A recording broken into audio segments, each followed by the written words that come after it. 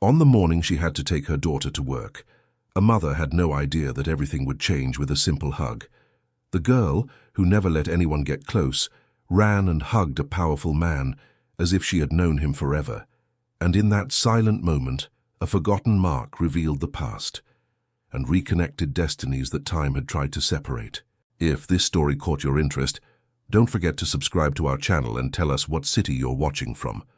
We continue. Mary Ann sighed deeply as she adjusted the bag on her shoulder and held Sophia's tiny hand. The bus had stopped at the closest point to Kensington in London, but there was still a considerable walk through the quiet, tree-lined streets. It was 5:30 in the morning, and the city was still waking lazily under a sky that mixed shades of blue with the first golden rays of the sun. Sophia walked beside her mother with small steps, squeezing her hand tightly. At 5 years old, the girl carried a private and complex world within her. Since she was a baby, she had shown extreme sensitivity to everything around her. Bright lights bothered her, loud noises made her cry uncontrollably, and the touch of strangers was simply unbearable.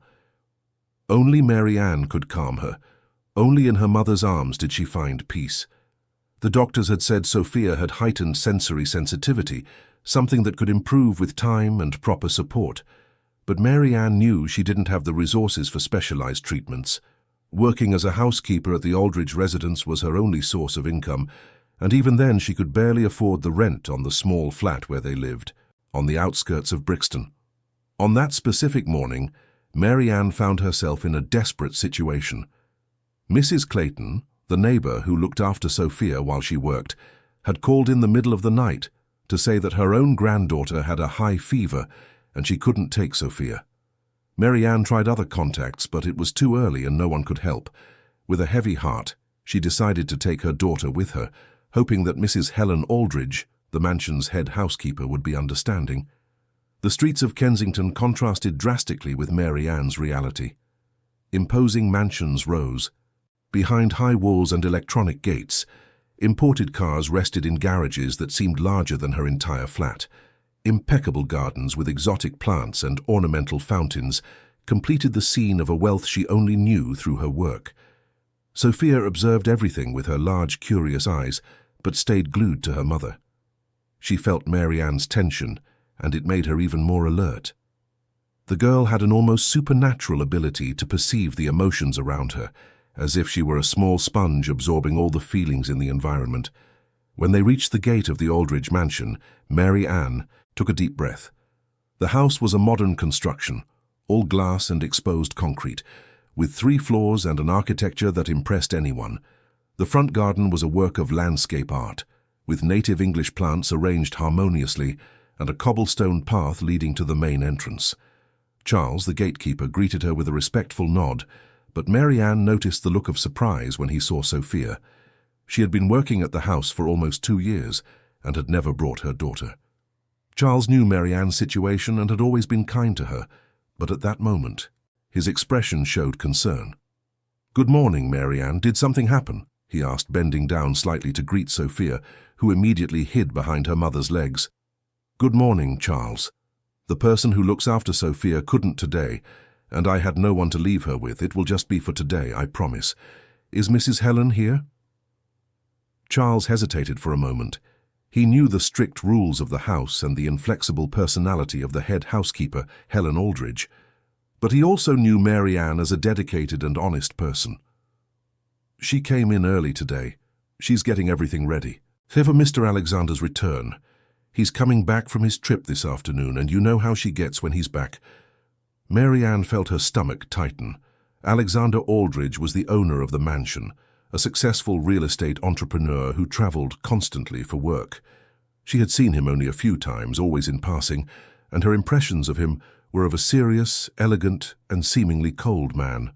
Helen always emphasized that when Mr. Alexander was home, everything had to run with military precision. "Please, Charles, it's just for today. Sophia is a very quiet girl. She won't bother anyone." Sophia looked up at the gatekeeper and gave a small, shy wave. Charles smiled and opened the gate. "Come in, Mary Ann, but be careful with Mrs. Helen. She's even more on edge than usual today." Mary Ann picked Sophia up and went through the service entrance. The house, seen from the inside, was even more impressive. Designer furniture, works of art on the walls, marble floors that shone like a mirror. Everything breathed luxury and sophistication, but also a coldness that seemed to repel any trace of warmth. Helen Aldridge appeared in the hallway like a severe apparition, tall, thin.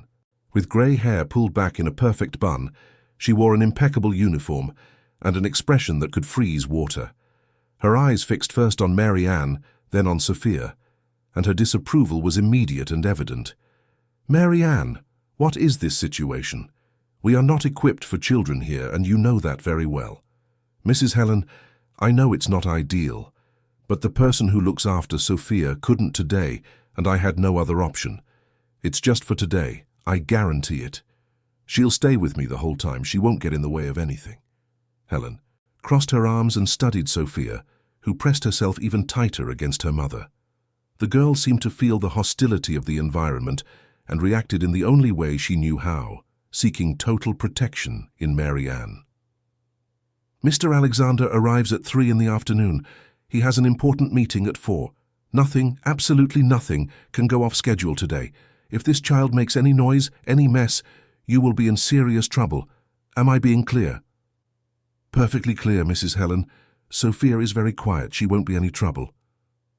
Helen sighed dramatically and pointed to a small space at the back of the service area. "She stays there, away from the social areas of the house, and keep her under control at all times." Mary Ann nodded quickly and went to the indicated spot. It was a corner between the laundry room and the pantry, where cleaning products and cloths were usually stored. She improvised a little space for Sophia with some cushions she found and took out a few toys and coloring books she always carried in her bag. Sophia watched everything attentively, but she didn't seem at ease. The mansion's atmosphere was oppressive for her, too clean, too quiet, too perfect. She was used to the small, cozy flat where she lived with her mother, where every object had its story and every corner held fond memories. "My princess, Mommy has to work today, but I'll always be close by, okay? You can play here, draw, and if you need anything, just call me softly." Sophia nodded, but her eyes showed a sadness that broke Mary Ann's heart. The girl opened one of the coloring books and began to paint with meticulous movements, losing herself in the activity as she always did when she felt uncomfortable.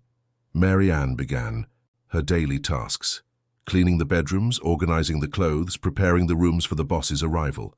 Helen supervised every move with a critical eye, clearly nervous about Sophia's presence in the house. Throughout the morning, the girl remained quiet in her little corner. Occasionally she would ask for water or want to show her mother a drawing, but always whispering, as if she instinctively knew she needed to be invisible in that place. Around noon, Helen announced she was going to the market to buy some special items for Mr. Alexander's dinner. Mary Ann felt relieved by the head housekeeper's temporary absence. She took the opportunity to have lunch with Sophia in the staff break room, sharing the sandwich she had brought from home. "Mommy, why doesn't that lady like us?" Sophia asked, chewing slowly. Mary Ann's heart ached. Her daughter's sensitivity picked up on nuances that she herself often tried to ignore. "She doesn't know us very well, my love, and sometimes when people are worried about their work, they get more serious. It's nothing against us." Sophia nodded, but her expression remained thoughtful. She had a keen intuition about people and places, and the mansion definitely did not seem like a friendly place to her. The afternoon progressed with a growing tension.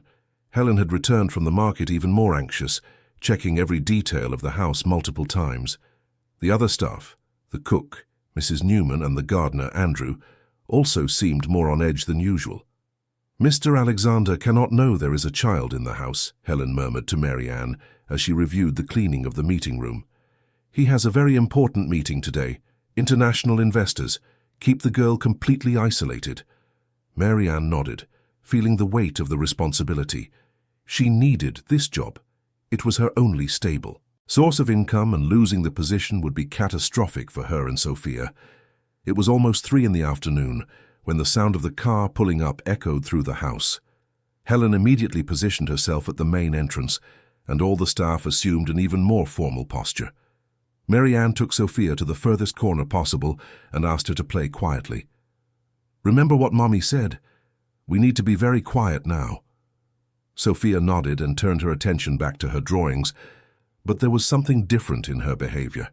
She seemed restless, as if she felt a new energy arriving at the house. The sound of footsteps at the entrance echoed down the hall. Alexander Aldridge had arrived. Mary Ann had never paid much attention to him in the few times she had seen him. She knew he was a successful man, appeared to be about 40, always very well dressed and with an elegant bearing. Helen treated him with a reverence that bordered on adulation, and all the staff showed a respect mixed with nervousness in his presence. At that moment, hidden in the service area with Sophia, Mary Ann could hear his voice talking to Helen about the trip and the preparations for the meeting. His voice was firm, polite, but there was a natural authority in it that commanded attention. Sophia had stopped coloring and was listening too. Her little eyes shone with a strange curiosity, as if something were calling to her. Mary Ann noticed the change in her daughter's behavior, but before she could react, something inexplicable happened. Sophia stood up. Slowly, as if in a trance, she began to walk towards the voices. Mary Ann tried to hold her back, but the girl slipped away with a determination she had never shown before. "Sophia, come back here," Mary Ann whispered, but it was too late. The girl was walking down the hallway, following an instinct she herself did not understand. It was as if something powerful was pulling her, a magnetic force she couldn't, and didn't want to, resist. Alexander was standing in the main living room, still in his suit after the trip, reviewing some documents with Helen, when he saw a small figure appear at the entrance to the room, a girl with large, curious eyes, who was staring at him with a disturbing intensity. For a moment everyone was paralyzed. Helen turned pale. Mary Ann appeared running after her daughter with her face red with embarrassment, and Alexander simply stood there, observing the child. Then, in a move that shocked everyone, Sophia ran towards him and hugged him. It wasn't a hesitant or shy hug. It was a hug of recognition, of relief, as if she had finally found something she had lost. Sophia wrapped her small arms around his legs and rested her face against his stomach, closing her eyes with a peace Mary Ann had never seen in her. Alexander stood motionless, looking down at this child who was hugging him as if she had known him for years. Helen tried to intervene, stammering apologies and explanations, but he raised one hand, asking for silence. Slowly, almost instinctively, Alexander bent down and returned the hug. Sophia immediately snuggled into his arms, as if she belonged there. She was calm, calmer than Mary Ann had seen her in a very long time. That's when it happened. As he held Sophia, one of the toys she was carrying fell to the floor. As he moved to try and pick it up, the girl's skirt rode up slightly, revealing her left leg. And there, at knee level, Alexander saw something that made his world stop. A small birthmark in the shape of a crescent moon, irregular, dark, unmistakable. Alexander knew that mark. There was an identical one on the thigh of a young woman he had fallen in love with 5 years ago. Marina. A cheerful, spontaneous young woman he had met at a friend's party. They had been intensely involved for a few months, but when he was ready to make the relationship more serious, she had simply disappeared. He never heard from her again, despite having tried to find her. Now looking at Sophia, Alexander began to see more. The green eyes were identical to Marina's, the shape of her face, the shy smile, even the way she tilted her head.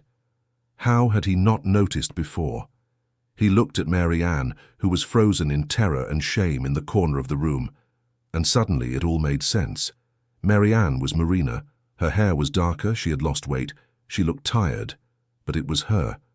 The woman he had fallen in love with years ago was here, working in his house for 2 years, and he hadn't even recognized her. And Sophia was his daughter. Alexander's heart pounded. A mixture of shock, anger, confusion, and something akin to joy took over him. Sophia remained calm in his arms, playing with the button on his jacket, oblivious to the whirlwind of emotions her presence had unleashed.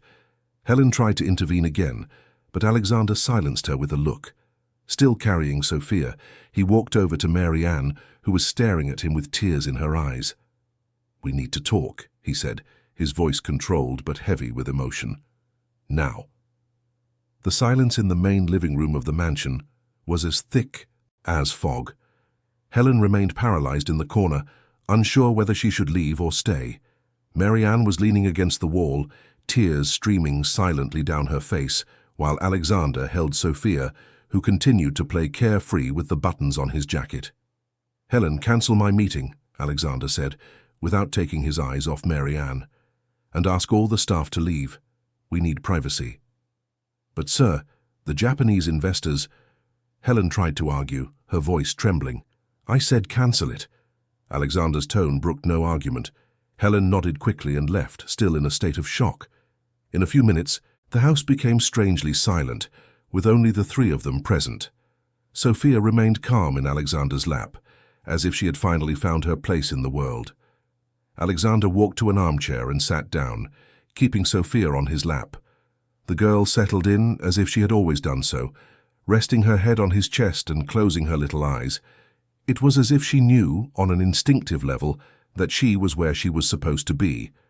"Sit down, Marianne, or should I call you Marina?" Marianne wiped her tears with the back of her hand and approached slowly, sitting on the edge of the sofa, ready to flee at any moment. "Marianne is fine. I never liked Marina, you know that. I know a lot about you, or at least I thought I did." Alexander gently stroked Sophia's hair, who had fallen asleep in his arms. "Apparently I didn't know the most important thing." His tone wasn't aggressive, but it carried a deep hurt that cut more than any shout. Marianne shrank back, knowing she deserved every word of reproach he could say. "How could you do this to me? How could you disappear without a word, without an explanation, and then show up in my own house for 2 years and say nothing? I had the right to know, Marianne. I had the right to know I have a daughter." Marianne's tears returned with full force. She shook her head, struggling to find the words that could explain 5 years of silence and suffering. "You wouldn't understand. Give me a chance." Marianne took a deep breath, wiping her face. Sophia slept peacefully in her father's arms, and seeing that scene made her heart break and heal at the same time. "When I found out I was pregnant, you had already made your priorities clear to me. Remember our last conversation? You said you needed to focus on business, that you were expanding to other counties, that you didn't have time for a serious relationship. You said I was wonderful, but that maybe it was best if we took a break." Alexander closed his eyes for a moment. He remembered that conversation perfectly. He was young, ambitious, and truly believed that professional success was more important than anything else. He had hurt Marianne without realizing the depth of what he felt for her. "That doesn't justify—" "Wait, let me finish." Marianne leaned forward, her voice gaining strength. 3 days after that conversation, I found out I was pregnant. I was terrified, but also hopeful. I thought maybe the news would change things, that you would see how important we were to each other. So I decided to go to your office to tell you." Alexander frowned. He didn't remember Marianne coming to the office around that time. "I got there at lunchtime. Your secretary said you were in an important meeting, but that I could wait. I sat in the reception for over an hour rehearsing how I was going to tell you about the baby. I was nervous but happy. I thought it would be the start of something new for us." Marianne paused, the tears flowing again. "Then you came out of the meeting room with a blonde, very elegant woman. You were laughing together. She was holding your arm in an intimate way. And I heard you make a dinner reservation with her at that Japanese restaurant I always said I wanted to try." Alexander tried to remember, but it had been so many years, so many meetings, so many business encounters. "Marianne, if it was a business meeting—" "It wasn't," she shook her head sadly. "I knew that look of yours. It was the same look you had when you looked at me in the beginning. And she was clearly interested. I saw how you said goodbye. A kiss on the cheek that lasted longer than usual, her hand on the back of your neck." Alexander felt a knot in his stomach. He began to vaguely remember. Olivia Munro, a corporate lawyer he had worked with on a few contracts. She had shown interest in him, and he, still hurt by what he considered the breakup with Marianne, had been tempted to let himself go with the flow. "I left without talking to you," Marianne continued. "I cried the whole way home, and that night I made the hardest decision of my life. I decided I wasn't going to tell you about the pregnancy, that I would raise my daughter alone without getting in the way of your plans for success and your new conquests. You should have told me anyway. Alexander's voice came out louder than he intended, making Sophia stir slightly in his lap. He immediately lowered his tone. She was my daughter too. I had the right to choose. Right? Mary Ann stood up, her pain turning to indignation. What right? The right to reject me pregnant as you had rejected me before? The right to make my daughter feel like a burden, a mistake, an obstacle in your perfect life? You don't know what I would have done. Yes, I do. Mary Ann was crying openly now. I know because I knew you. You were ambitious, determined, focused only on your success. A girlfriend was already too much for your schedule, let alone a daughter. And I wasn't going to let Sophia grow up feeling unwanted. Alexander looked at Sophia, sleeping so peacefully in his arms, and felt a deep pain in his chest. The idea that his daughter could feel unwanted by him was unbearable. But at the same time, it hurt to know that Mary Ann had gone through everything alone, that she had made this decision based on his immaturity from 5 years ago. After Sophia was born, Mary Ann continued, her voice lower now, I struggled a lot to raise her alone. I worked in several houses, in offices, in shops. But Sophia, she has always been special. Too sensitive for nurseries, for strange caregivers. Only with me was she calm. I lost several jobs because I had to miss work when she was sick, or because I couldn't work overtime. Mary Ann sat down again, exhausted. When I got the job here 2 years ago, I thought we finally had stability.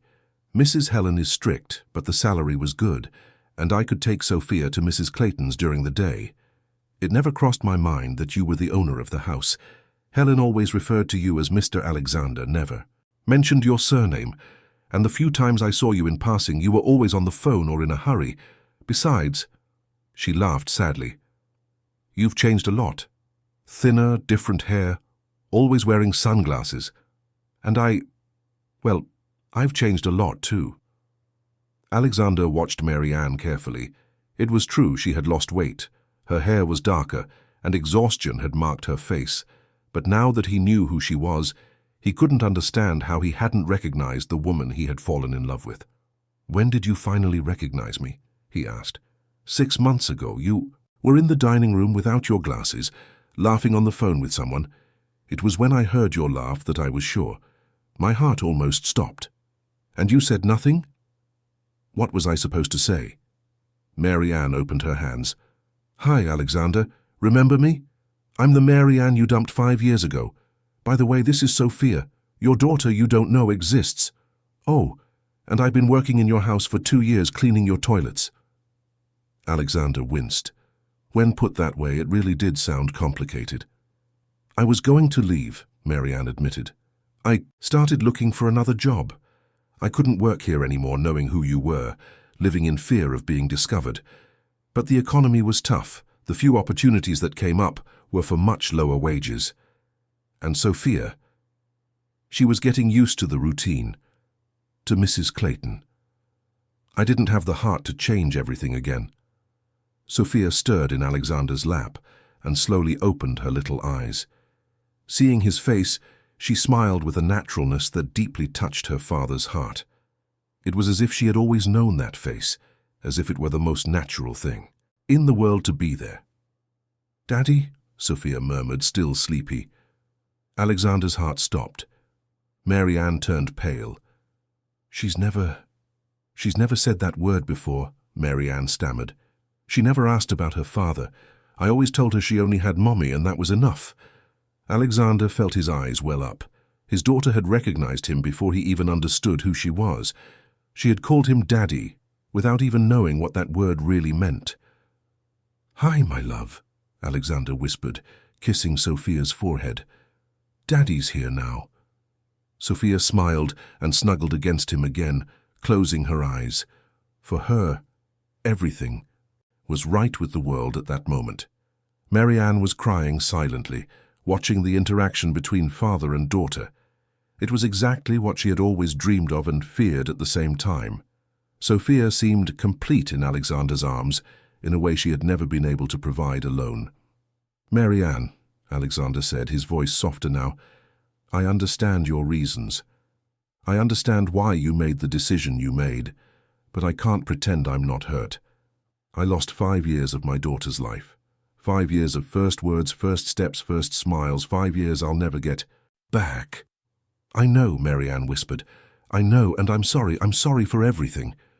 Alexander looked at Sophia, then at Mary Ann, and sighed deeply. "What do we do now? How do we fix this?" Mary Ann looked up, surprised by the question. You want to fix it? You want to be a part of her life?" "She's my daughter, Mary Ann. Our daughter. Of course I want to be a part of her life." Alexander hesitated for a moment. "The question is, will you let me?" Mary Ann looked at Sophia, so calm and happy in her father's arms, and felt a mixture of relief and terror. For 5 years she had protected her daughter from a rejection that might never have come. And now she needed to find the courage to allow them both to build the relationship they should have always had. "She recognized you," Mary Ann said finally. "From the moment she saw you, she knew who you were. Sophia has a very special intuition about people, and she's never reacted like this with anyone. I think she always knew she had a daddy somewhere, and she was waiting for you to arrive." Alexander smiled, gently stroking his daughter's hair. "And you, Mary Ann, were you waiting for me too?" The question caught Mary Ann by surprise. She looked at Alexander, the man she had loved, whom she had tried to forget, but who had always remained in some corner of her heart. Now, 5 years later, he was here holding the daughter they had created together and looking at her with an intensity that made her pulse race. "I never stopped loving you," she admitted, her voice barely audible. "Even when I was angry, even when I felt rejected. Part of me always hoped you would show up and say, 'You had made a mistake.'" Alexander extended his free hand towards her. Mary Ann hesitated for a moment, then took his hand. It was like going back in time, but also like taking a step towards a future she had never dared to imagine. "We made a lot of mistakes," Alexander said. "I made a mistake when I didn't value you 5 years ago. You made a mistake when you decided to raise Sophia alone. But maybe there's still time to make it right." Sophia opened her eyes again and saw her parents holding hands. She smiled with a pure, innocent joy, as if she knew her family was finally complete. "Now?" she asked, pointing to their intertwined hands. Alexander and Mary Ann laughed through their tears. "Now we're going to figure out how to be a family," Alexander said. And for the first time in 5 years, Mary Ann allowed herself to believe that maybe it was possible. The days following the revelation brought a mixture of hope and anxiety that hung over the mansion like a heavy cloud. Alexander had decided that Mary Ann and Sophia would stay at the house until they could better organize the situation, but the adjustment was proving more complex than anyone had imagined. Helen, the head housekeeper, could barely disguise her shock and disapproval. 20 years working for the Aldridge family, and she had never witnessed such an unusual situation. The boss, who always kept his personal life completely separate from domestic matters, had now turned the house into a kind of family experiment. "Breakfast is served, sir," Helen announced formally on Thursday morning, 3 days after the discovery. Her voice carried a stiffness that made her opinion on the whole situation clear. Alexander was sitting at the veranda table with Sophia on his lap, trying to convince her to drink some orange juice. The girl had refused to leave his side since Monday, as if she feared he might disappear again. During the night, she would wake up crying and only calm down when Mary Ann took her to the room where Alexander was sleeping. "Thank you, Helen. And next time, please set 3 places. Mary Ann and Sophia are part of the family now." Helen nodded stiffly, but Alexander could see the tension in her shoulders. Changes were not welcome in that house, and a change of this magnitude was shaking all the structures she had spent years building. Mary Ann appeared on the veranda carrying some of Sophia's toys and a coloring book.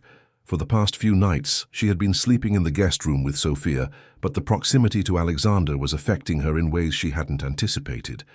Seeing him be so loving and patient with their daughter made her heart race and painfully reminded her of why she had fallen in love with him. "Good morning," she said shyly, sitting at the table. "Good morning. How did you two sleep?" "Better. Sophia only woke up twice tonight." Alexander smiled, kissing the top of his daughter's head. "Improving then. Yesterday it was 4 times. Sophia looked at her father with her large, serious eyes. "Daddy's not going away?" The simple question made Alexander's heart ache. "No, my love. Daddy is never going away again." "Promise?" "Promise." Sophia smiled and finally agreed to drink the juice he offered. Mary Ann watched the scene with conflicting emotions. On one hand, she was happy to see Sophia so connected to her father.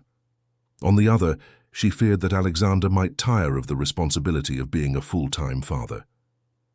"Alexander," Mary Ann said hesitantly, "you don't have to cancel all your commitments for us. Sophia and I can—" "No," Alexander interrupted her gently. "I lost 5 years. I'm not going to lose another single day if I can help it."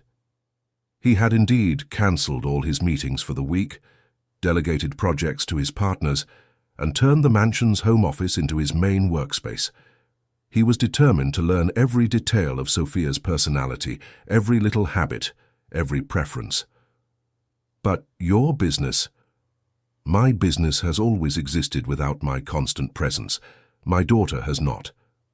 Sophia looked up at her parents. Although she was too young to fully understand the complexity of the situation, she could sense the tensions and insecurities around her. Her heightened sensitivity picked up every emotional nuance, every hesitation, every moment of doubt. "Mommy, are you sad?" Sophia asked, reaching out her little hand to touch Mary Ann's face. "No, my love, Mommy's not sad. I'm processing all of this." Alexander studied Mary Ann's face. He was also struggling to process all the changes. 5 years of superficial relationships and exclusive focus on work had been replaced overnight by an intense emotional responsibility and by feelings he thought he had buried long ago. "Mary Ann, we need to talk about practical matters," he said, watching Sophia play with the buttons on his shirt. "School, doctors, paperwork." Mary Ann nodded. It was something that had been worrying her for days. Sophia had quirks that needed to be considered in any decision about her education and care. "Sophia has some special needs," Mary Ann began carefully. "It's nothing serious, but she's very sensitive to environments.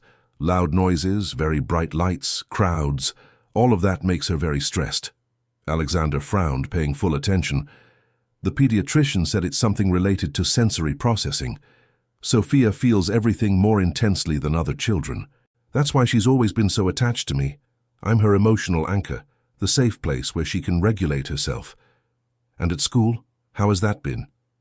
Mary Ann hesitated. "She hasn't started formal school yet. I tried to put her in 2 different schools last year, but it didn't work. In one, she cried so much she would throw up. In the other, she would panic when I left. The teachers said she wasn't ready for socialization." Alexander felt a pang of guilt. If he had been present from the beginning, maybe he could have helped Sophia adapt better to the world. "And what have you been doing then?" "I homeschool her as much as I can. She can read some words, knows numbers, colors, shapes. She's very intelligent. She just needs a more controlled and nurturing environment." Sophia had stopped playing and was listening to the conversation, even without fully understanding what it was about. "School?" she asked, with an anxious expression. "Don't worry, Princess," Alexander said, hugging her. "We're going to find the perfect school for you, where everyone will understand how special you are." Sophia nodded, but Alexander could feel the tension in her little body. It was clear that the topic of school was a source of stress for her. "There are specialized schools," Alexander said thoughtfully. "Smaller environments, more personalized. I'll research the best options in London." Mary Ann felt a relief she hadn't expected. For years she had faced these challenges alone, always worried about not having enough resources or knowledge to give Sophia what she needed. Having Alexander as a partner in these decisions was a weight off her shoulders. "And about the paperwork?" Alexander continued hesitantly. I'd like to officially recognize Sophia as my daughter. Give her my surname, if you both agree." Marianne felt tears burning her eyes. It was something she had always secretly dreamed of, but had never dared to hope for. "Are you sure? It's a lifelong commitment." "Marianne, she's my daughter. Of course I'm sure." Sophia looked from one to the other, sensing the importance of the moment even without fully understanding. "What does that mean?" she asked. "It means you'll have the same last name as Daddy," Alexander explained. "Sophia Aldridge. Do you like the sound of that?" Sophia repeated the name a few times, testing how it sounded. "Sophia Aldridge. Sophia Aldridge. I like it." Marianne laughed through her tears. Then it settled. The following days brought a strange but fulfilling routine. Alexander worked from home, with Sophia often sitting on his lap during video conferences, drawing quietly while he discussed contracts and investments. His partners and clients quickly got used to the presence of the boss's new assistant, and some commented on how Alexander seemed more relaxed and human than they had ever seen him.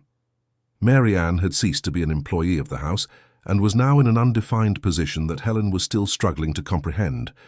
She wasn't quite a guest, but she was no longer an employee either. Alexander had insisted that she didn't need to work, but Marianne felt uncomfortable being supported by him. "I need to do something," she said one afternoon, finding Alexander in the home office while Sophia napped on the sofa. "I can't just not work." "You are working," Alexander replied, pointing to Sophia. "You're raising our daughter." "You know what I mean. I need to feel useful, independent." Alexander stopped typing and looked at her. "What would you like to do?" Marianne hesitated.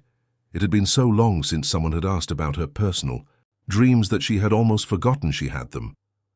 "I always wanted to go to university," she admitted. "Education, maybe, especially after everything I've learned with Sophia about children with special needs. I think I could help other families going through the same difficulties." Alexander smiled. "Then let's make it happen." "Alexander, it's not that simple." "Why not? Sophia will be starting school soon. You'll have time during the day, and I can help financially." "I don't want your charity." "It's not charity. It's an investment in my daughter's mother, in the woman who raised the most incredible child I've ever met on her own for 5 years.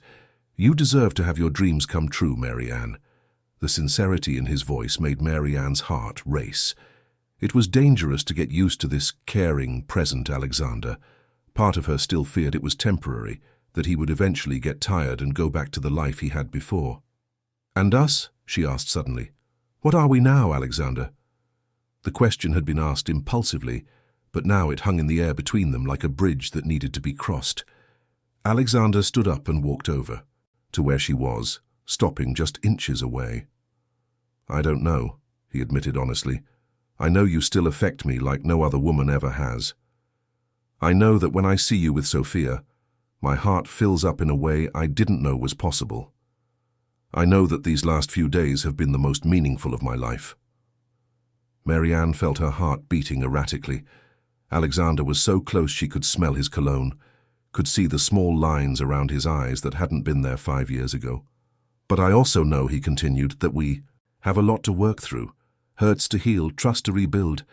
I can't pretend it doesn't hurt me to know you doubted me so much that you preferred to raise our daughter alone." Marianne lowered her eyes. "I know, and I'm sorry for that. If I could go back in time—" "We can't go back in time, we can only move forward." Alexander gently touched her chin, making her look up at him. "But I want to try, Marianne. I want to try to build something real with us, a real family. And what if it doesn't work out? What if we find out we're very different people now? Then we'll find a way to be good parents to Sophia anyway. She comes first, always." Marianne nodded, knowing he was right. Regardless of what happened between them, Sophia needed stability and love. "One day at a time," she suggested. "One day at a time." Alexander leaned in slowly, giving Marianne time to pull away if she wanted to. But she didn't move. When their lips touched, it was as if 5 years of separation and pain simply vanished. The kiss was soft, hesitant at first, then deeper, filled with all the emotions that had been suppressed for so long. When they parted, Sophia was awake on the sofa, watching them with a sleepy but satisfied expression. "That's better," she said, with the simplicity of a child. "Now we're a family." Alexander and Mary Ann laughed, still in each other's arms. For the first time since they had reconnected, the future didn't seem frightening. It seemed full of possibilities. That night, for the first time in 5 years, Mary Ann allowed herself to dream of a future where Sophia would have a father and a mother, where she herself would have a partner to share life's joys and challenges, where the love she had buried could bloom again. And Alexander, watching Sophia sleep peacefully in her new bed, understood that the success he had obsessively pursued for years meant nothing compared to the feeling of being a father, nothing compared to having a family to call his own. Helen, observing the changes in the house from a respectful but attentive distance, was beginning to realize that perhaps this was not a temporary situation. The Mr. Alexander she knew, focused, distant, married only to his work, was being replaced by a more complete, more human man. And although changes bothered her deeply, she had to admit that she had never seen her boss so happy. 2 weeks later, the routine of the house had settled into a fragile but promising harmony. Sophia was attending a special school 3 mornings a week and was flourishing in a way that surprised even the specialized teachers. Mary Ann was loving her education courses and had made friends who made her feel part of a wider world. Alexander had found a balance between work and family that he had never imagined possible. It was on a Monday morning that the first real storm arrived. Alexander was in the kitchen preparing the special breakfast Sophia loved, heart-shaped pancakes with fruit, when his mobile phone rang. It was Robert, his oldest partner and best friend. "Alexander, we need to talk urgently. I'm on my way to your house." "Robert, you know I'm with Sophia on Mondays." "That's exactly what I need to talk about. I'll be there in 20 minutes. Alexander hung up the phone with a bad feeling in his stomach. Robert was rarely so direct, and the tone of his voice suggested serious trouble. Sophia appeared in the kitchen, still in her pajamas, dragging her favorite teddy bear that Alexander had bought for her the week before. "Good morning, Daddy. Good morning, Princess. How did you sleep? I dreamed that the 3 of us went to the park and you pushed me on the swing really high, really high." Sophia opened her arms to demonstrate the height. Alexander smiled, but the worry from Robert's call lingered. "And was Mommy in the dream too?" "Of course. Mommy was laughing and clapping, and you gave her a kiss when she wasn't looking." Sophia giggled at her own imaginary mischief. "Oh, really? And what else happened?" "Then we went for ice cream and you said you love me more than all the stars in the sky." Alexander felt his heart ache with his daughter's sweetness. "I really do love you more than all the stars in the sky, Sophia." Mary Ann appeared in the kitchen, already dressed for her class, but stopped when she sensed the tension in the room. "Did something happen?" "Robert is coming over. He said he needs to talk to me urgently." Mary Ann frowned. She knew Robert by sight. She had seen him a few times during the years she worked in the house without being recognized. He had always seemed suspicious of her, as if he knew something didn't add up. "Maybe I should take Sophia to her room." "No." Alexander was firm. "We're not hiding anymore. Sophia is part of my life now, and anyone who has a problem with that can either adapt or leave." Sophia, who had picked up on the tension between her parents, came closer to Alexander and held his hand. "Is Daddy worried?" "A little bit, Princess, but it's nothing you need to worry about." 20 minutes later, the intercom buzzed. Robert entered the house with the serious expression of someone coming for a confrontation. Tall, well-dressed, with the confident bearing of someone used to commanding situations, he stopped abruptly when he saw Sophia sitting on Alexander's lap in the living room. "Alexander, what the hell is going on here?" "Good morning to you too, Robert. This is Sophia, my daughter." Robert looked from Alexander to Sophia, then to Mary Ann, who had discreetly sat in a nearby armchair. His expression went from confusion to something close to shock. "Your daughter?" "My daughter," Alexander repeated firmly. "And this is Mary Ann, her mother." Sophia watched the strange man, with her large, attentive eyes. She could feel his hostility, even without understanding why. "Is the man angry?" Sophia asked innocently. Robert was startled by the direct question. Alexander almost smiled at Sophia's ability to disarm any situation with her simple honesty. "I'm not angry with you, little one," Robert said, softening his tone slightly. "I need to talk to your dad about work." "You can talk in front of them," Alexander said. "I have no secrets from my family." The word family made Robert take a deep breath. "Alexander, you've been missing for 2 weeks. You've cancelled important meetings, delegated critical projects, turned down the deal with the Japanese. The investors are asking if you're well, if something serious has happened." "Something has. I found out I have a daughter." "And since when is that a reason to abandon a company we've spent 15 years building?" Sophia sensed the change in the man's voice and pressed closer to Alexander. Marianne stood up, ready to take her daughter away, but Alexander signaled for her to stay. "I haven't abandoned anything. I've just reorganized my priorities." "Alexander, be realistic. You can't manage a financial empire with a child on your lap." "And this whole situation," Robert gestured vaguely towards Marianne, "seems very convenient. A housekeeper who suddenly shows up with your daughter. How are you even sure that—" "Stop!" Alexander's voice was low, but filled with a dangerous authority. "Stop right there before you say something you'll regret." Robert realized he had crossed a line, but his frustration was real. "I'm trying to protect you. You've completely changed overnight. You're making decisions based on emotion, not logic." Sophia started to fidget on Alexander's lap. The argument was making her anxious, and she could feel the anger growing in the room. Mary Ann came closer. "Alexander, let me take Sophia." "No." Alexander kissed his daughter's forehead. "Sophia, look at Daddy. It's okay. Uncle Robert is just worried about Daddy's work. It has nothing to do with you, my love." Sophia nodded, but her little eyes showed anxiety. Alexander turned to Robert with a forced calm. "Robert, you've been my friend for 15 years, my partner, my right-hand man. But if you think I'm going to choose between my career and my daughter, you don't know me at all. I'm not asking you to choose, I'm asking you to think with your head. A child changes everything, Alexander, especially a child who appears out of nowhere with a complicated story."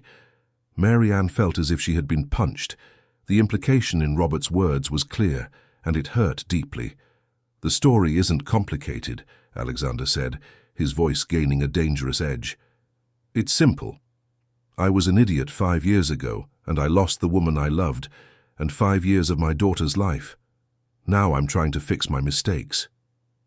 "And what if it's too late? What if you find out you can't balance fatherhood with business? What if—" "Enough!" Alexander's shout made. Sophia jumped and started to cry. Immediately, Alexander regretted it and began to comfort her. "I'm sorry, Princess. Daddy didn't mean to shout." Sophia continued to cry, now not just because of the shout, but from all the accumulated stress. Mary Ann came closer to help, but Sophia clung even tighter to her father. "Do you see what you've caused?" Alexander said to Robert, his voice low but furious. "My daughter is stressed because of your negativity." Robert looked at Sophia crying in her father's arms and felt a pang of guilt. "Alexander, I'm sorry, I didn't mean to—" "Leave." "Alexander, I said leave. When you're ready to accept that Sophia and Mary Ann are part of my life, we can talk. Until then, all company matters can be handled through emails or video conferences." Robert hesitated, clearly regretting how the situation had escalated. But Alexander was adamant, too busy consoling Sophia to pay him any more attention. After Robert left, the house became strangely quiet. Sophia had stopped crying but remained clinging to her father with a desperate intensity. Mary Ann sat beside them on the sofa, gently stroking her daughter's hair. "Maybe he's right," Mary Ann said softly. "Maybe I was selfish, to bring all this complication into your life." "Don't say that." Alexander looked directly into her eyes. "Robert is afraid of change, afraid I'm no longer the same obsessive workaholic he knows. And he's right, I'm not." "But your business—" "My business did just fine before I became obsessed with it. It can do perfectly fine with a balanced father and husband at the helm." Mary Ann's heart sped up at the word husband, but she decided not to comment on it at that moment. Sophia lifted her tear-stained face. "Daddy, Does the man not like us? Alexander sighed. The man is confused, Princess.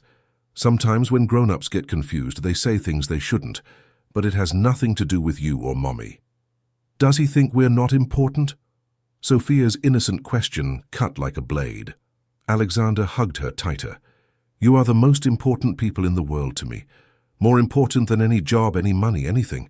Daddy just forgot that for a while, but now I'll remember forever. Sophia nodded, seeming to accept the explanation. And what if the man stays confused? Then Daddy will have to find a new partner. Mary Ann looked at Alexander in surprise. You can't be serious. I'm completely serious. Robert has always been important to me, but he's going to have to understand that my family comes first now. That afternoon, after Sophia had napped and Mary Ann had gone to her class, Alexander sat alone in his office reflecting on everything that had happened. Robert wasn't completely wrong. Being a father was drastically changing his priorities. But it wasn't a change he regretted. For the first time in years, Alexander felt whole. The business, which once consumed all his energy and attention, now seemed like just one part of a bigger life. He still cared about the company's success, but he was no longer willing to sacrifice his personal happiness for it. His phone buzzed. It was a message from Robert. I'm sorry about this morning.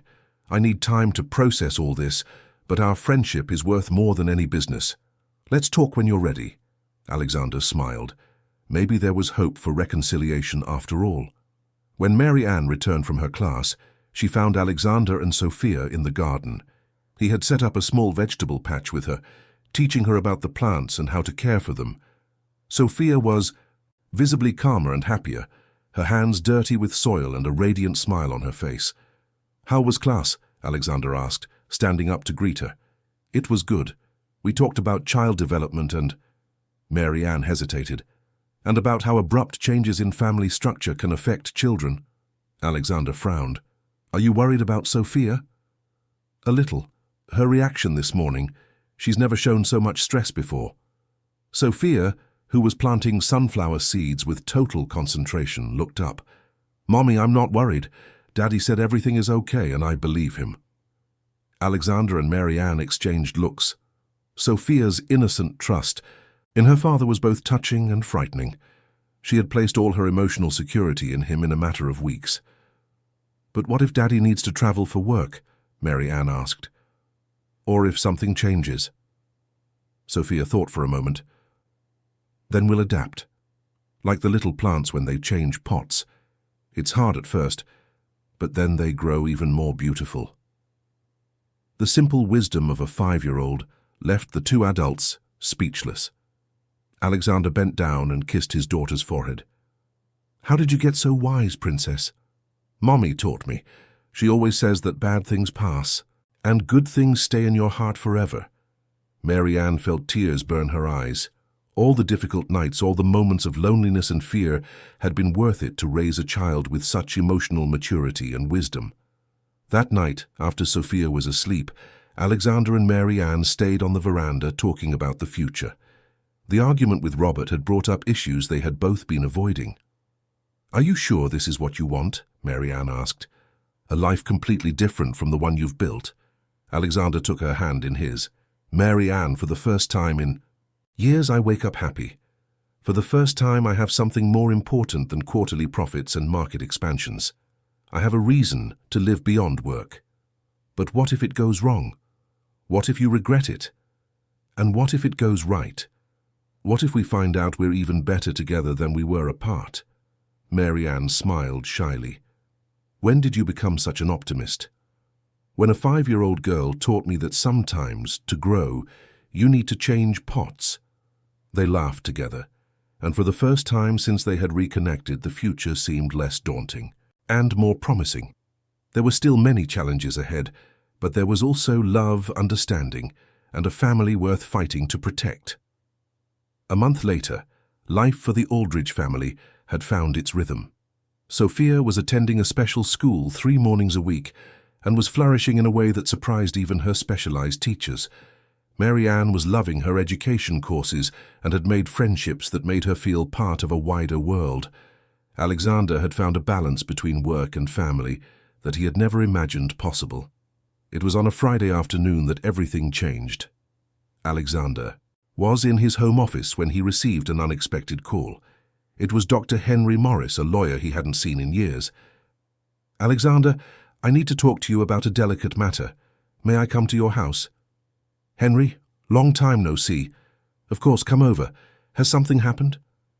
"I'd rather talk in person. I'll be there in an hour." Alexander hung up, intrigued. Henry was a renowned family lawyer, specializing in complex cases. He couldn't imagine what he could want with him. Sophia was in the garden with Mary Ann, learning to water the plants they had planted together. The vegetable patch had become her favorite project, and every day she checked the growth of each seed with the dedication of a little scientist. "Daddy, look! The carrot is sprouting!" Sophia shouted when she saw Alexander approaching. "That's amazing, Princess. You're a very talented gardener." Sophia beamed with pride. "Mommy said that if we take good care of the plants, they'll give us yummy food." "Mommy's right, and you're taking very good care of everything." Mary Ann smiled, but she noticed a tension in Alexander's face. Did something happen? "An old acquaintance, a lawyer, is coming here. Henry Morris. I have no idea what he wants, but he sounded serious." Mary Ann felt a knot in her stomach. Family lawyers usually brought complicated news. An hour later, Dr. Morris arrived at the mansion.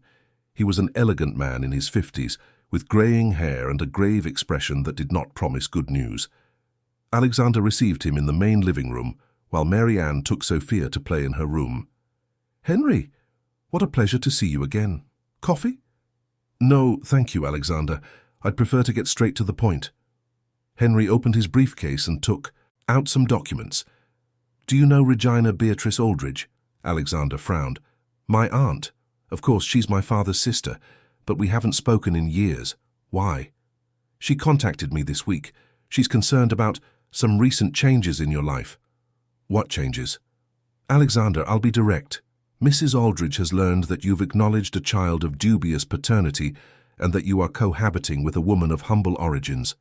She is questioning your ability to make rational decisions for the family business." Alexander felt his blood run cold. "Dubious paternity? What exactly are you talking about?" "She hired a private investigator.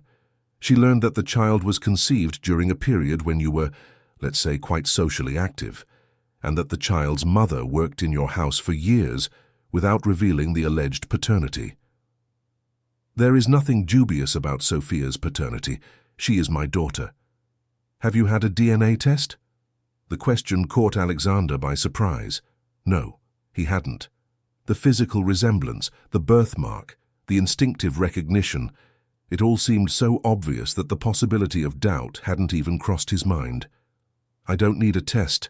I know she's my daughter." "Alexander, I must officially inform you that Mrs. Aldridge is considering filing a lawsuit to question your mental competency to manage the family assets. She alleges that you are making impulsive decisions based on emotional manipulation." Alexander stood up abruptly. "Manipulation? Henry, you're talking about my family." "I'm just conveying her concerns, and as your friend I need to warn you that she has arguments that could be convincing in court." "What arguments?" Henry hesitated, clearly uncomfortable. "The radical changes in your personality and priorities, acknowledging paternity without a DNA test, the relationship with a woman who was in your house for years without identifying herself, and—" He paused. "Some photos the investigator took of you." "What photos?" Henry opened a folder and showed several photographs. Alexander and Sophia at the park, Mary Ann and Alexander walking hand in hand, the family leaving a restaurant. Images that should represent happiness, but in the hands of an investigator became evidence of erratic behavior. "Alexander, if this goes to court, Mrs. Aldridge will argue that you were the victim of an elaborate scheme. A woman who worked in your house, knew your habits, your preferences, and created a situation to take advantage of you financially." Alexander felt nauseous. "That's ridiculous." "Is it? From a legal standpoint, the circumstances are questionable, to say the least, and your reaction, cancelling important deals, completely changing your routine, making decisions based on emotion. All of this can be interpreted as evidence that your judgment is impaired. At that moment, Mary Ann appeared at the door. She had heard raised voices and had grown concerned. "Sorry to interrupt. Is everything okay?" The two men turned to her. Alexander saw Henry assess her from head to toe, clearly forming opinions based on class prejudice. "Mary Ann, this is Dr. Henry Morris. Henry, this is Mary Ann, Sophia's mother." Mary Ann moved to greet him, but immediately noticed the poorly concealed hostility in the lawyer's eyes. "Mrs. Mary Ann, may I ask you a question? Why didn't you reveal the child's paternity when you started working at Alexander's house?" Mary Ann turned pale. I didn't think he would want to know." "Or perhaps you were planning the right moment for the revelation? Perhaps when you knew more about his financial situation?" "Henry!" Alexander stood up sharply. "That's enough. Alexander, I have to ask these questions. This is exactly what they will question in court." Mary Ann felt as if the floor were disappearing from under her feet. "In court? What are you talking about?" Alexander took a deep breath and explained his aunt's intentions. With every word, Mary Ann grew paler and Alexander more furious. "So they think I'm a con artist, that I planned all of this." "It's a possibility that will be explored," Henry said bluntly. "And Sophia? What happens to Sophia if they manage to prove these lies?" "The child would remain with the mother, obviously, but Alexander would lose his paternal rights and any financial responsibility." Mary Ann felt tears begin to stream down her face, not because of the possibility of losing financial support, but at the thought that Sophia could lose the father she had only just found. "What if we do the DNA test?" Alexander asked.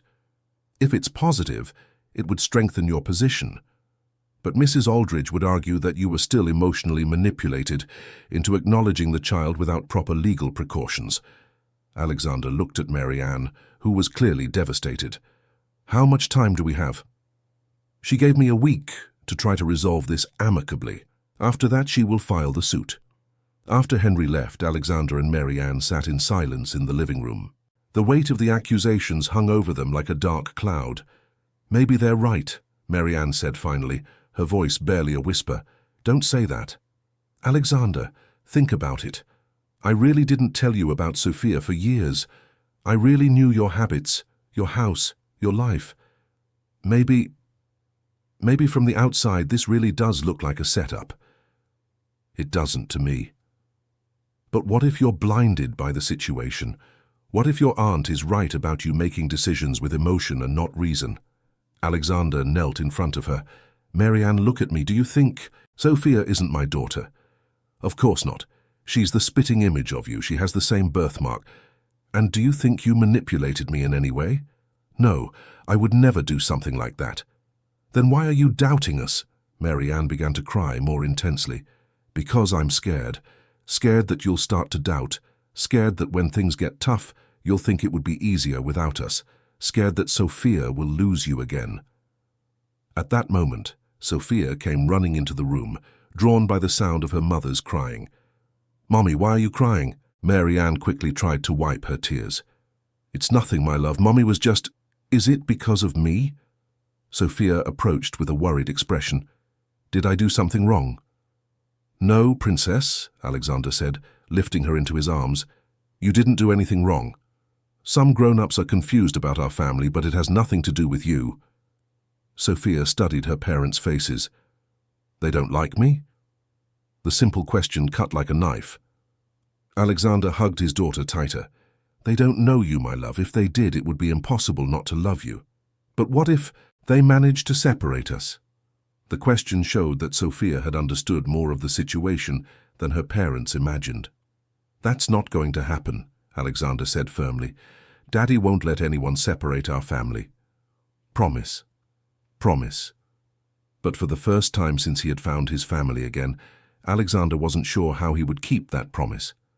That night, after Sophia was asleep, Alexander and Mary Ann talked late into the night about their options.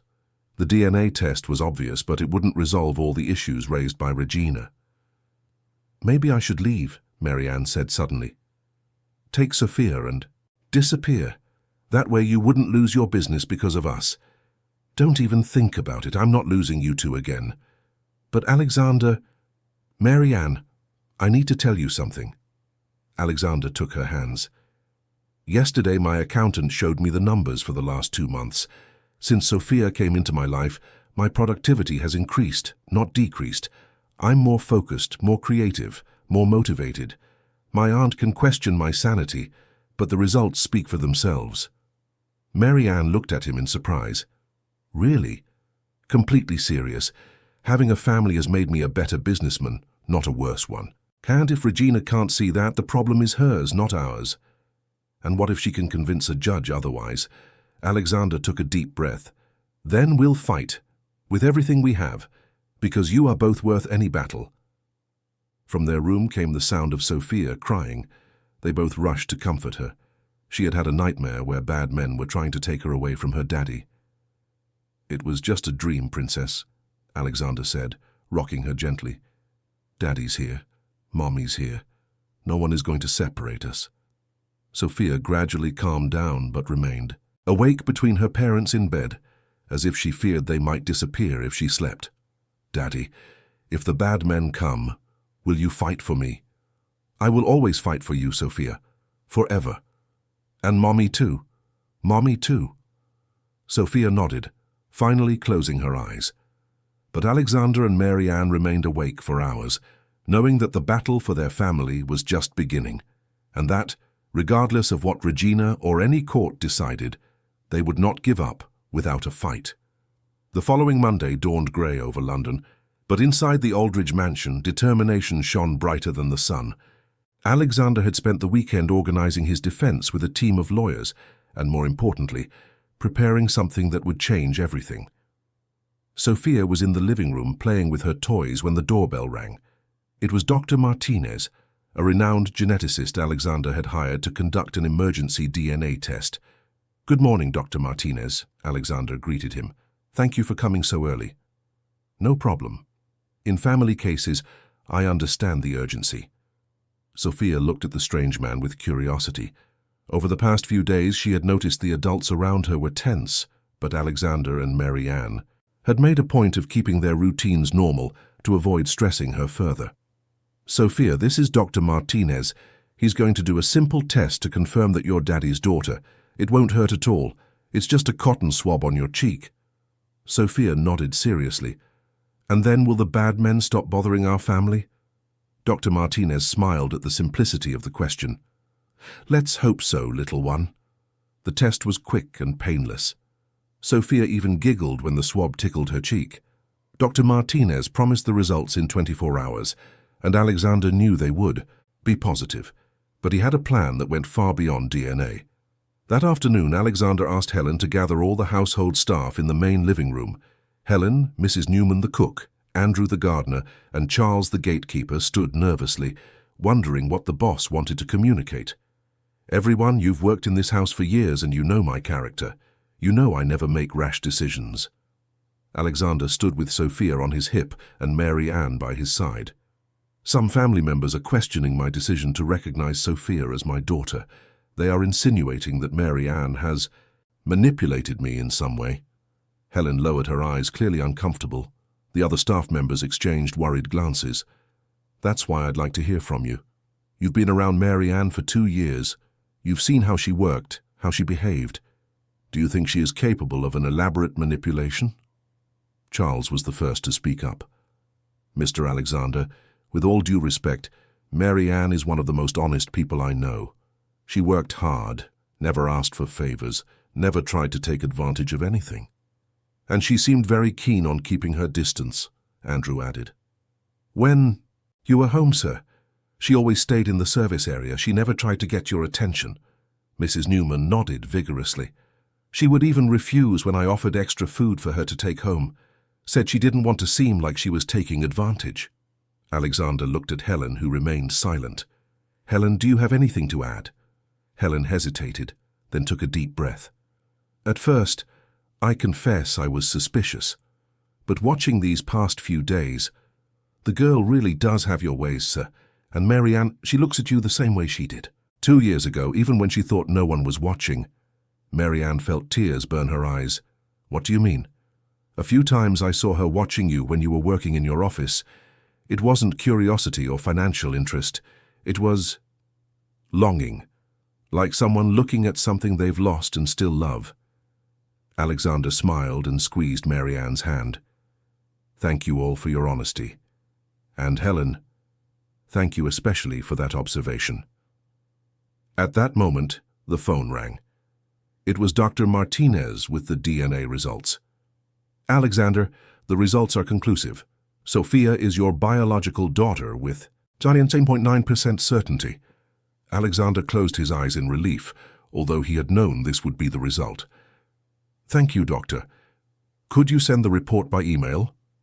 On Wednesday, Alexander received a call from Henry. Alexander, your aunt wants to meet this afternoon. She's bringing the investigator and some documents. They're confident they have enough evidence. Perfect. I have some evidence of my own. Alexander, be careful. Regina is determined. So am I. That afternoon, the mansion's meeting room was transformed into a sort of makeshift courtroom. Regina Aldridge arrived accompanied by the private investigator, a skeletal man in dark glasses. Henry brought 2 assistants, and Alexander was accompanied by his own lawyer, Dr. Philip Sanders. Regina, an elegant woman in her 60s, examined Sophia with a critical eye as Alexander entered the room carrying his daughter. Alexander, this is inappropriate. This is a serious meeting. This meeting is about my family. My daughter has every right to be present. Regina sighed dramatically. You see, Henry, this is exactly the kind of irrational behavior I'm questioning. Alexander sat down with Sophia on his lap, who watched everything with wide, attentive eyes. Mary Ann was by his side, visibly nervous. Very well, Regina began. Alexander, this investigator has documented behaviors of yours that demonstrate a clear lack of judgment. You've cancelled important meetings, rejected profitable deals, completely changed your personality. That's true, Alexander agreed calmly. I have completely changed. Regina blinked, surprised by the admission. Are you admitting that you are no longer capable of making rational decisions? I'm admitting that I've discovered something more important than quarterly profits. Alexander stood up, still holding Sophia. Aunt Regina, are you aware of my financial results for the last 2 months? That's irrelevant. Actually, it's extremely relevant. Alexander nodded to his lawyer, who distributed a folder with documents. In the 2 months since Sophia came into my life, the company has had its best performance in the last 5 years. Regina opened the folder, frowning. My productivity has increased by 30%. I've closed 3 contracts that had been stalled for months. I've developed a new line of business focused on social housing that already has interested investors. The investigator whispered something to Regina, who was examining the numbers in disbelief. How is that possible if you're being irrational? Alexander continued. Simple. For the first time in years, I'm working for a purpose greater than myself. I'm building a legacy for my daughter. Sophia stirred in his lap. Daddy, can I talk? Alexander smiled. Of course, Princess. Sophia addressed Regina directly with the brutal honesty of a child. Are you the auntie who doesn't like us? Regina was startled by the direct question. It's not that I don't like. Then why do you want to take Daddy away from us? Daddy gets sad when he's not with us, and I get sad when I'm not with Daddy. The simplicity of the question left Regina speechless. Sophia continued without malice, just genuine curiosity. Daddy taught me that family is for taking care of each other. Don't you have a family to take care of? Regina looked at the little girl, then at Alexander. For the first time, she seemed to truly see Sophia as a child, not as a piece of evidence in an investigation. Alexander, Henry said softly, your aunt has other concerns. The circumstances of acknowledging paternity. Ah, yes, the circumstances. Alexander smiled. Speaking of which, I have the DNA test here confirming Sophia is my daughter, and I also have this. He handed a folder to Henry. Testimonials from all the household. Staff attesting to Mary Ann's character during the 2 years she worked here. They all confirm she never tried to approach me or take any advantage of the situation. Henry quickly read the statements, his expression gradually changing. And finally, Alexander opened another folder. I have here the documentation of a decision I made this morning. I'm creating a trust fund for Sophia, but with one condition. She can only access the money at age 25, and only if I attest in writing that she was raised with integrity and strong character. Regina looked up from the documents. What does that mean? It means that if Mary Ann were truly a con artist interested only in money, this decision would render the scheme useless. The money would be inaccessible for 20 years, long enough for any manipulation to be discovered. Alexander approached Regina. But it also means that I am so certain of Mary Ann's intentions and my love for Sophia that I have literally bet my fortune on it. Sophia had started to get restless, so Alexander sat down again. She immediately snuggled against him. Aunt Regina, Alexander said more softly, I understand your concerns. For years, I was indeed obsessed with work, incapable of lasting relationships. You're right to be worried about sudden changes in my behavior. Regina nodded, seeming to finally listen. But it wasn't Sophia and Mary Ann who changed me. It was discovering I had a family that transformed me. It was realizing I spent 5 years focused on building wealth with no one to share it with. It was understanding that success without love is just an elaborate form of loneliness. Alexander looked at Sophia, who was playing with the buttons on his shirt. This girl is my daughter. I can see my own eyes when she looks at me. I can see the birthmark she inherited from her mother. But more importantly, I can feel the connection that has existed between us from the very first moment. He looked at Mary Ann. And this woman, she knows me better than I know myself. She knows my flaws, my insecurities, and loves me anyway. She raised an extraordinary daughter on her own for 5 years without asking for anything in return. If that's manipulation, then I want to be manipulated for the rest of my life. The silence in the room was palpable. Regina looked alternately at Alexander, Sophia, and Mary Ann. The investigator looked uncomfortable, and even Henry was visibly moved.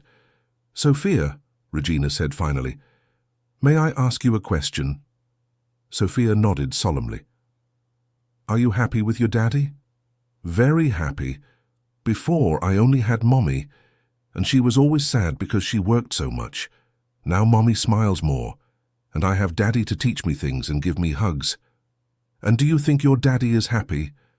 Sophia looked at Alexander with her serious eyes. Before, Daddy was empty inside. Now he's full of love.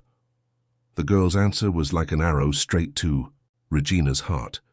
She looked at Alexander, really looked, and saw something she hadn't noticed before. Peace, wholeness, genuine happiness. Alexander, she said finally, are you absolutely sure this is the life you want? I am, and I'm sure it's the life I've always wanted. I just didn't know it. Regina sighed deeply, then put the documents back in her bag. Henry, consider the matter resolved.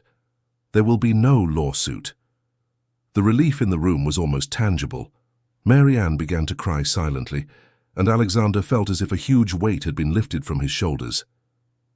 Aunt Regina, he said, I'd like you to properly meet your great-niece. Sophia, this is your great-aunt Regina. Sophia slid off her father's lap and approached Regina with the courage of small children. Auntie Regina, do you want to see my garden?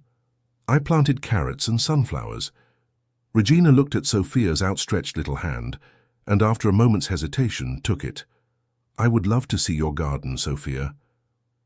2 hours later, Regina was sitting in the garden, watching Sophia explain in detail how to care for each plant. The change in the woman was remarkable. The rigidity had given way to something resembling tenderness. She's special, Regina said to Alexander. Unlike any child I've ever met. She's very sensitive, but also very wise. She has an intuition for people that amazes me. And Mary Ann, How is she adapting to all this?